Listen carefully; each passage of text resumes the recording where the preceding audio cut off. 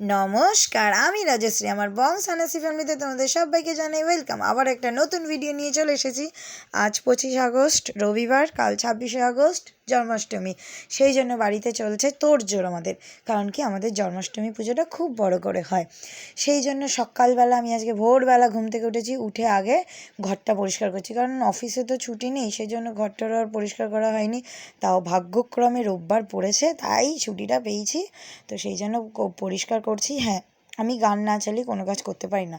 আমার গান চললে আমার মন ভালো থাকে, আর মন ভালো থাকলে আমার কাজ ভালো হয়। সেই জন্য আমি গান চালিয়ে এখন সব ঝুল ঝুল ঝেড়ে এগুলো সব পরিষ্কার করে তারপরে জামা কাপড় ছেড়ে আবার যাব ঠাকুর ঘরে। হ্যাঁ, স্নান করবো না, স্নান না করেই সব কিছু পরিষ্কার করবো, কারণ কি আমি জামা কাপড় ছেড়ে নেবো আর কি। তারপরে দেখুন সব কি সুন্দর করে গুছিয়ে মুছিয়ে ঠুছিয়ে রেখেছি।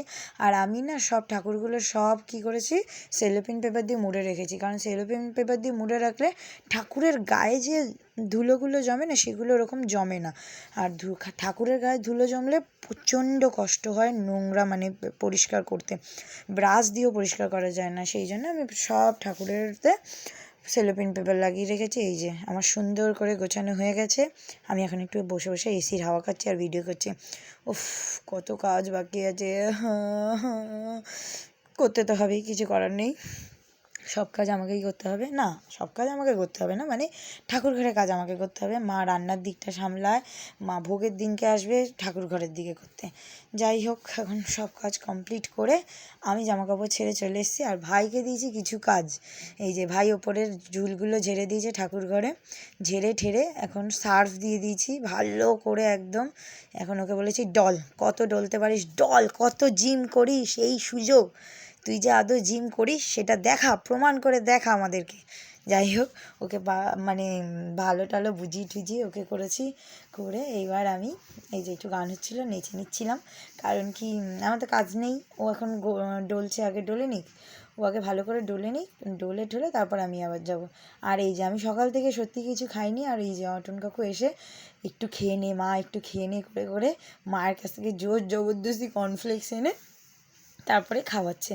আর এই যে আমি এখন সব ঠাকুরের গায়ে একটু টক দই মেখে রাখছি। এই টক দইটা আমি আর গঙ্গার মাটি দিয়ে পরিষ্কার করাটা আমি শিখেছি হচ্ছে তিথিদির থেকে। তিথিদি হচ্ছে ইউটিউবেরই একজন ইনফ্লুয়েন্সার, মানে ব্লগিং করে উনি, সম্ভবত তারাপীঠ থাকে, তো তার কাছ থেকে। থ্যাংক ইউ দিদি, সত্যি খুব ভালো পরিষ্কার হয়েছে। মানে আমি বলবো এতদিনে মানে পিতাম্বর দিয়ে তেঁতুল দিয়ে তো মেজে পেতলের জিনিস পরিষ্কার হয়, কিন্তু গঙ্গার মাটি আর টক দই দিয়েও যে এত ভালো পরিষ্কার হয়, তার জন্য সত্যি তোমার ভিডিওটা দেখেই আমি আজকে করলাম, তার জন্য ধন্যবাদ। আর এই যে সব ধোয়া ঠোয়া কমপ্লিট, সব ঠাকুর কি চকচক করছে না ঠাকুরগুলো, সব কমপ্লিট করে এখন আমি যাব হচ্ছে গঙ্গায় যাব।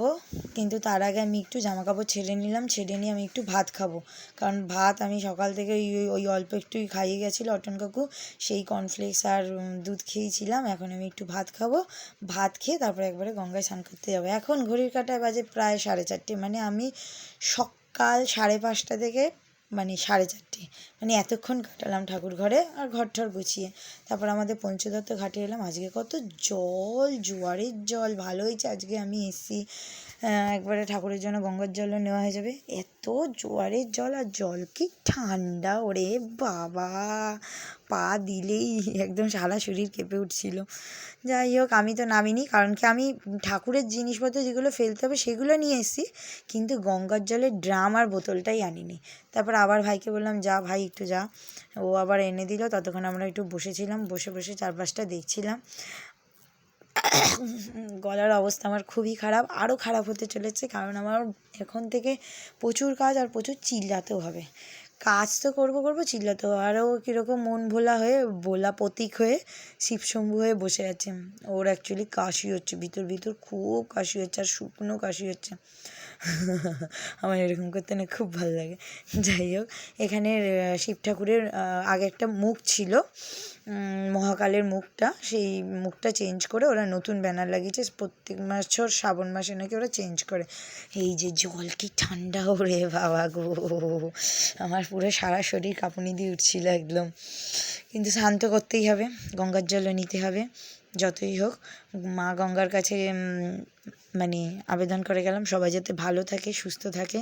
সবাইকে ভালো রেখো, সুস্থ রেখো, সবার বিপদ কাটিয়ে দিও। আর জন্মাষ্টমী আসছে, যার যার বাড়িতে পুজো হয় তারা প্লিজ কমেন্টে শেয়ার করে জানাবেন যে আপনাদের বাড়িতে কীভাবে পুজো করা হয় আর কী কী প্রসাদ দেওয়া হয়। আমাদের বাড়িতে তো অনেক কিছু প্রসাদ হয়।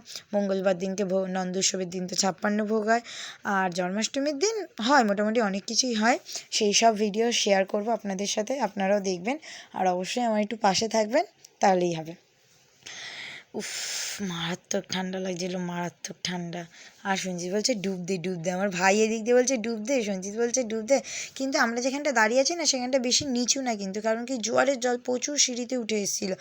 আর আমার কি হাসি লাগছিল, সঞ্জিতের একটা একটা কথা শুনে আমার খুব হাসি লাগছিল।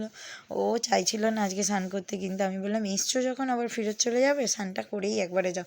দেখো, কালকে করলেও করতে হবে, আজকে করলেও করতে হবে, একবারে করে নিয়ে গঙ্গার জল নিয়ে আমরা চলে যাই। তারপরে এই যে ডুব দিতে না আমার সত্যি খুব ভয় লাগে। যে আমি ডুব দিলাম, টুক করে ডুব দিয়ে আবার টুক করে উঠে গেলাম। আমার ভাই ও তো ডুব দিলই না, কি আর বলবো। এরপরে না আমাকে চুবনি খাইয়ে দেবে ইচ্ছাকৃত, প্ল্যান করে, ভাই আর সঞ্জিত মিলে প্ল্যান করে চুবনি খাইয়ে দিল একদম। বলছে নিজেও ডুববে, কিন্তু ডুবলো না, না ডুবে আমাকে চুবনি খাইয়ে দিল, বাজে। আর একজন না সিরিয়ালের একটা ভিলেন, মানে উনি ভিলেনের পার্ট করে, খলনায়কের পাঠ করে, তো উনি এসেছিলো ওইখানে, ফেলে দিচ্ছি না, আমি লাথি মেরে কিন্তু ফেলিনি। যাই হোক, ওই ভিলেনের দাদাটা এসেছিলো, ওই দাদাটার সাথে সঞ্জিত ওরা ফটো টটো তুললো। আমার অবশ্য ভিডিও করা হয়নি, কারণ আমার কাছে তখন ফোনটা ছিল না, সেই জন্য। আর আমি কিন্তু লাথি মেরে ওকে ফেলিনি, ও নিজেই স্লিপ কেটে পড়ে গেছে, কারণ নিচে প্রচুর পলি মাটি রয়েছে, সেই জন্য। আর এই যে আমার ভাই এখন নামছে, ওহ, বডি চডি নিয়ে নামছে কতদিন পর। অ্যাকচুয়ালি এখন তো পুকুরে যাওয়া বন্ধ হয়ে গেছে ওদের সবার, পুকুরে যাওয়া, গঙ্গায় যাওয়া, বাবা তোদের সব বন্ধ করে দিয়েছে, সেই জন্য আমার সাথে আমার ছোটনামি দেখিয়ে এসছে। এসে মানে নিজেকে একদম কি না কি মনে করছে, তাই না বল? একদম আলাদাই ব্যাপার ওর মধ্যে। যাই হোক, ও 3বার ডুব দিয়ে নিল। বডি দেখানোর চাই, এই না বডি, তার আবার দেখানো, কী যে করবে দেখিয়ে। কিন্তু ও সত্যি কথা বলতে ও সকালবেলার দিকে একটু কাজ করেছে বলতে আর কি, ঠাকুরঘরের স্টাইলসগুলোকে ডলে ডলে তুলেছে। মানে কালো কালো দাগগুলো, যেহেতু ঠাকুরঘরেই বেশি ধূপ জ্বালানো হয়, প্রদীপ জ্বালানো হয়, তো কালো তো দাগ পড়বেই, সেই জন্য। তারপর আমরা বাড়ি চলে আসছিলাম ঠান্ডায় হু হু করে কাঁপতে কাঁপতে। মনে হচ্ছিলো ভোরবেলা শীতকাল, সেই শীতকালে একবার গঙ্গায় চান করেছিলাম যেরকম মনে হচ্ছিলো, আমার সেরকম ফিলিংস আসছিলো আর কি। তারপরে এইভাবে যে ফোনে ভিডিও করছি, সঞ্জয় বলছে এইবার যদি ফোনটা নিয়ে চলে যায় কী করবি? আমি বলছি কেন নিয়ে যাবে, কেউ টুক করে কি নিয়ে যায়? আমি বললাম তারপর নিয়ে গেলে তাহলে তুই জোরে জোরে গাড়ি চালাবি, তাকে ধরে নেবো। বলছে না, আমি তো জোরে জোরে গাড়ি চালাবো না, আমি আস্তে ধীরে গাড়ি চালাবো, একদম স্লো মোশনে গাড়ি চালাবো। আর ছেলেটার কি কাশি হচ্ছে, কেসে যাচ্ছে কখন থেকে, শুকনো কাশি, ওষুধ খাচ্ছে, সিরাপ খাচ্ছে, তাও কেসে যাচ্ছে। যাই হোক, কাশিটা কমে গেলাম, একটু টেনশন কম হয়। তারপরে আমি বাড়িতে এসে ড্রেস চেঞ্জ করে বসে পড়লাম ঠাকুরের কাছে। হ্যাঁ, ঠাকুরের এখন অঙ্গরাগ করাবো, কারণ কি এই সব দায়িত্ব আমারই পড়ে। জানি না আমি চলে গেলে পরে কে করবে, হয়তো বাড়ি ওরা ভাই মা সবাই করে নেবে, কিন্তু আমি যতদিন আছি ততদিন আমিই করবো। তারপর মধু তাতাইতে ওরা সব এসেছিলো, ওদের সাথে একটু কথা বললাম, আড্ডা টাড্ডা মেরে নিলাম। তারপরে আমার মামি এসে গেছিলো বিকালবেলা, বুড়ো মামা নিয়ে এসেছিলো, কিন্তু ও চলে গেছিলো কাজে। এই যে মামা কীরকম করলো, কি শয়তান না। যাই হোক, তারপর আমরা সবাই মিলে আড্ডা টাড্ডা দিলাম।